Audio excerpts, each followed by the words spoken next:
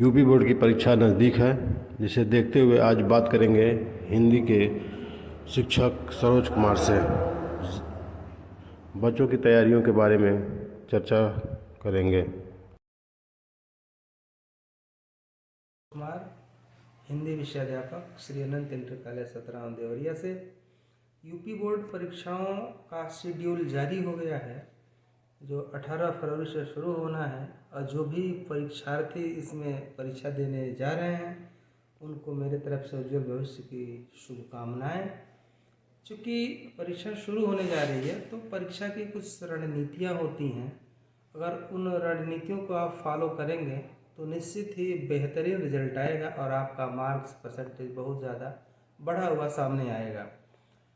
चूँकि हम बात करें हिंदी विषय की, तो हिंदी विषय के अंतर्गत कई पार्ट्स हैं: गद्य, पद्य, संस्कृत, खंड काव्य, व्याकरण तथा अन्य चीज़ें जो भी निबंध सहित हैं। अगर उन सब का हम सही से विश्लेषण करें तो पार्ट वाइज बड़ा बेहतरीन रिजल्ट आएगा और उस पर हमें ध्यान देना होगा, क्योंकि बिना ध्यान दिए सारी चीज़ें डिस्टर्ब होती हैं तो उसका रिजल्ट बढ़िया नहीं आता है, सब कुछ जानते हुए भी। चूँकि बाकी अन्य विषय भी हैं, 6 विषय हैं, तो समय का प्रबंधन बड़ा बेहतरीन है। और जब समय का प्रबंधन ठीक होगा तो हमारा हिंदी भी अच्छा होगा। चूँकि हमारी मातृभाषा हिंदी है तो हिंदी में बहुत ज़्यादा कठिनाइयाँ नहीं हैं। फिर भी कुछ पॉइंट्स को मैं नोट करना चाहूँगा कि आप सबसे पहले हिंदी विषय में पहला जो पार्ट है गद्य की तरफ ध्यान देंगे कि गद्य का इतिहास से भी क्वेश्चंस आते हैं। वो छोटे भी होते हैं, वैकल्पिक भी होते हैं और विस्तृत भी। तो उसका एक एक पार्ट वाइज आप अध्ययन करेंगे। और उसमें जो गद्य में पार्ट्स आता है, शुरुआती जो पार्ट है मित्रता है, ममता है, भारतीय संस्कृति है, या उसी में एक पार्ट और आता है अजंता। इसका अगर आप महत्वपूर्ण गद्य खंडों का सही ढंग से अध्ययन करेंगे तो सटीक आप लिखेंगे और बढ़िया नंबर उसमें आता है। एक्स्ट्रा एक भी शब्द ना आने दें, एकदम जितना प्रश्न पूछे उतना ही हमें जवाब लिखना चाहिए। लेखन शैली पे भी हमें ध्यान देना है कि हमारी लिखावट साफ सुथरी और वर्तनी शुद्धि में हम ध्यान रखें, उसमें कोई त्रुटि ना हो। साथ ही इसके साथ हमारा जीवन परिचय भी देना होता है। तो इस गद्य खंड से हम अगर 3 गद्यकारों का जीवन परिचय पढ़ लें तो बोर्ड एग्जाम में बहुत बेहतर आप करेंगे, जिसमें से आचार्य रामचंद्र शुक्ल, जयशंकर प्रसाद या राजेंद्र प्रसाद, इनका जीवन परिचय आप पढ़ लें तो हमें लगता है कि गद्य में कुछ एक्स्ट्रा करने की ज़रूरत नहीं है। फिर भी आप अगर चाहते हैं कि और बेहतरीन हो तो आप भगवत शरण उपाध्याय को पढ़ सकते हैं। दूसरा जो पार्ट है गद्य का, तो गद्य में से पद्य का, तो पद्य के पदों का हमें व्याख्या करना होता है। वहाँ से प्रश्न बना के पूछे जाते हैं, संदर्भ हो या रेखांकित अंश की व्याख्या हो या वहाँ से कुछ व्याकरणिक प्रश्न पूछे जाएं, उसका आप सूक्ष्मता से अध्ययन करेंगे तो वह पार्ट भी बहुत आसान हो जाएगा। जो पार्ट आपको अच्छे से याद हो सबसे पहले उसी का उत्तर लिखने की कोशिश करें। जो प्रश्न आपको न पता हो उसको लास्ट के लिए रखें।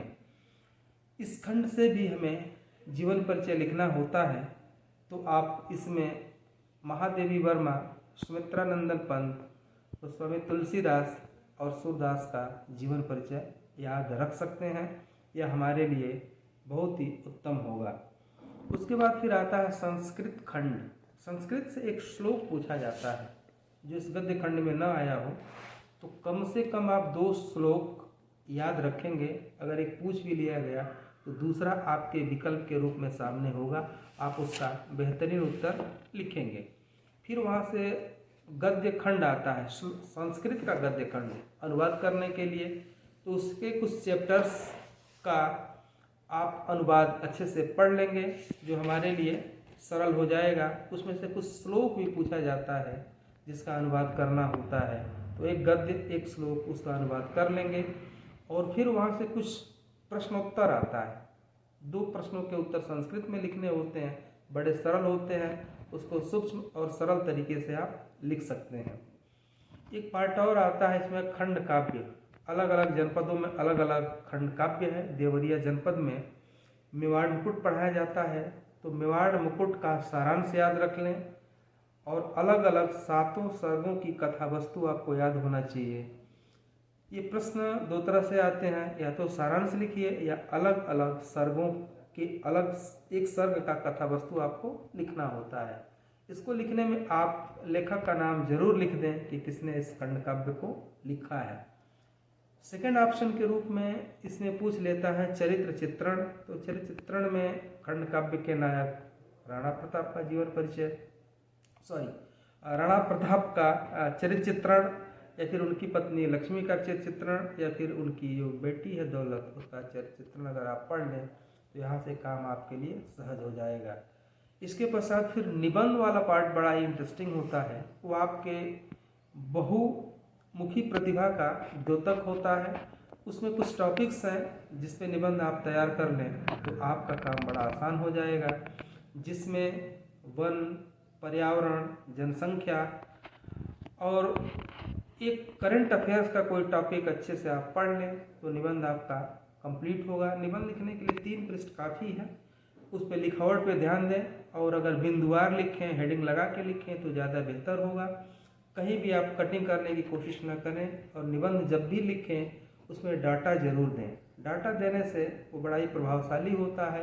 अगर उसको कविता के माध्यम से प्रस्तुत कर सकते हैं तो बीच बीच में 1-2 पॉइंट्स आप जरूर नोट करें, वह बड़ा ही आकर्षक और प्रभावशाली होता है। परीक्षक प्रभावित होंगे तो आपको सर्वोत्तम अंक देंगे। अगर इन बिंदुओं को ध्यान में रखते हुए अगर आप आगे बढ़ते हैं तो निश्चित ही आप 70 मार्क्स में से बहुत बेहतरीन रिजल्ट लेके आएंगे। हमें लगता है कि 60 या 65 के ऊपर भी आप जा सकते हैं। हमारी शुभकामना यही है कि आप बेहतरीन करके आइए और अपना नाम प्रदेश की सूची में जरूर जुड़वाएंगे, ऐसी मेरी शुभकामना है। धन्यवाद, साधुवाद। बोलिए। एक पार्ट इसका जो काव्य सौंदर्य और व्याकरण का है वो भी बड़ा महत्वपूर्ण है। ये छोटे छोटे नंबर हैं जो बड़े ही स्कोरिंग होते हैं। जैसे रस, करुण रस, हास्य रस, ये दोनों पेपर में छपे हुए मिलेंगे और इसका कोई विकल्प नहीं है, ये आना ही आना है। तो आप इसको उदाहरण के साथ याद कर लीजिए। करुण रस, हास्य रस।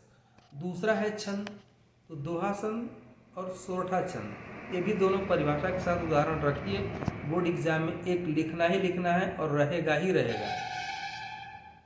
अलंकार, 3 अलंकार है आपके सिलेबस में, लेकिन आप 2 अलंकार याद रखते हैं, उपमा और रूपक, तो ये भी बोर्ड के पेपर में आपको छपा छपाया मिलेगा।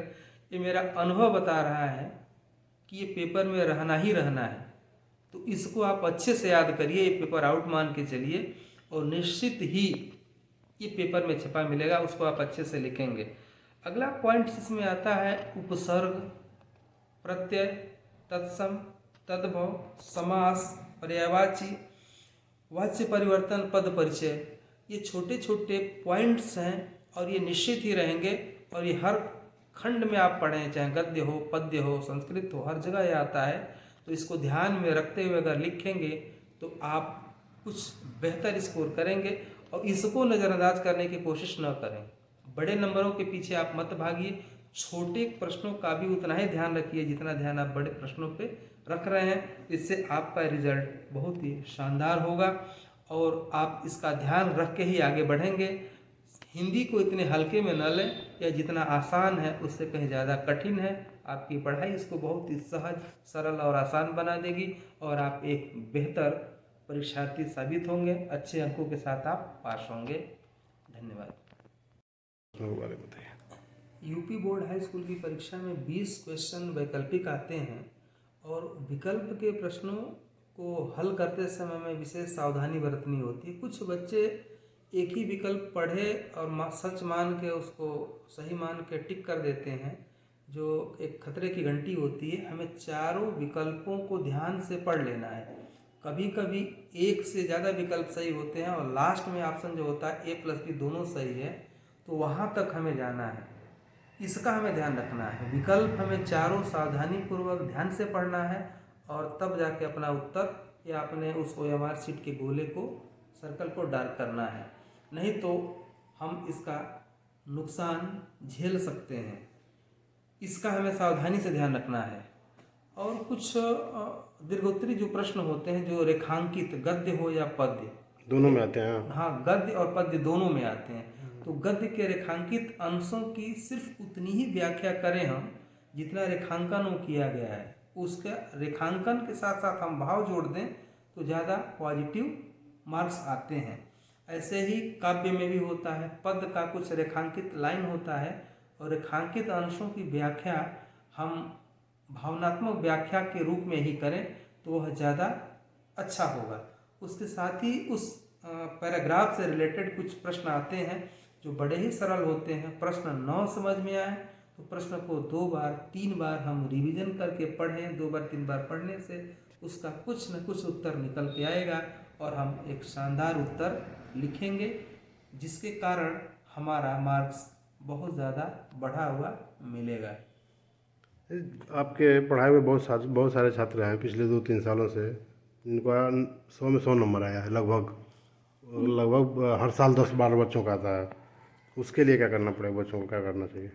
वो बच्चे जो लगभग 95 प्लस जाते हैं, वो बच्चे छोटी छोटी जो बातें हैं परीक्षा की, एक नंबर वाले जो प्रश्न हैं उनका जवाब बखूबी पढ़ के रखते हैं और उस पर ज़्यादा ध्यान देते हैं। जैसे निबंध है या बड़े बड़े जीवन परिचय हैं, ये सब तो लिखना आसान है, लेकिन छोटे प्रश्नों को हल करना ध्यान से उतर जाता है या बच्चे भूल जाते हैं। तो उस चैप्टर वाइज, पॉइंट्स वाइज हमें सूक्ष्म अध्ययन करना है और सूक्ष्म अध्ययन करने के बाद वो हमें याद रहे, इसकी कोई गारंटी नहीं है। उसको हम रिवीजन करते रहें, समय समय पे पन्ना पलटते रहें, पढ़ते रहें, ध्यान में रखें, एक्सरसाइज को पढ़ें।